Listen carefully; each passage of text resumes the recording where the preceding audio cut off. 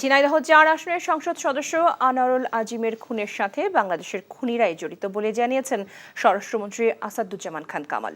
খুনিদের উদ্দেশ্যও জানা গেছে বলে জানান মন্ত্রী। এ ঘটনায় দেশের ৩ জনকে গ্রেফতার করা হয়েছে। অন্যদিকে পুলিশ প্রধান জানিয়েছেন স্বর্ণ চোরাচালান মোটিভ নিয়ে কাজ করছে পুলিশ। আলাদা অনুষ্ঠানে তারা এসব কথা বলেন। হাসান মাহমুদের রিপোর্ট।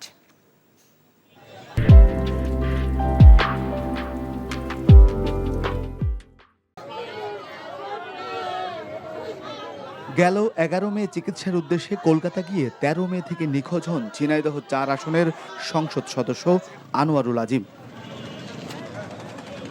পরিবারের সদস্যরা তাঁর নিখোঁজ হবার খবর পুলিশকে জানিয়ে সাধারণ ডায়েরি করার পর থেকেই পুলিশ তাঁর সন্ধানে কাজ শুরু করে।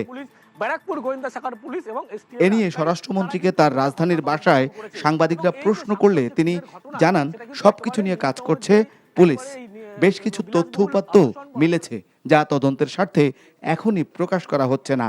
যারা খুন করেছেন কিংবা খুনের সঙ্গে সম্পৃক্ত ছিলেন আমরা যা সন্দেহ করছি এবং তাদের থেকে যা আমরা তথ্য পেয়েছিলাম সেই তথ্য অনুযায়ী তাদের মধ্যে থেকে আমরা ৩ জন অপরাধীকে আমাদের পুলিশ ধরেছেন এবং তাদের জিজ্ঞাসাবাদ চলছে, তদন্ত চলছে। তাকে পরিকল্পিতভাবে খুন করা হয়েছে এবং এই খুনের মোটিভ কারা কারা খুন করেছিলেন এই সব তথ্যই আমাদের ভারতীয় পুলিশ কাজ করছে, আমাদের পুলিশও কাজ করছে।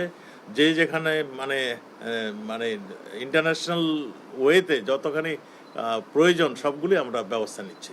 এদিকে রাজধানীর মেরুলবাড্ডায় বৌদ্ধ মন্দির পরিদর্শন শেষে কলকাতায় সংসদ সদস্য খুনের বিষয়ে সাংবাদিকদের প্রশ্নের মুখোমুখি হন পুলিশ প্রধান।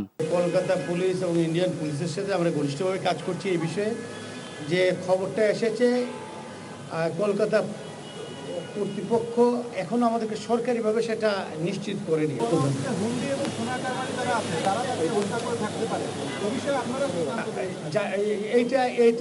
এই মোটিভ নিয়ে কাজ করছে এই ইন্ডিয়ান পুলিশ কাজ করছে, আমরাও কাজ করছি। এছাড়া নিহত আনোয়ারুল আজিমের ঢাকা ও ঝিনাইদহের বাড়িতে চলছে শোকের মাতম। Hasan Mahmud, NTV news, Dhaka.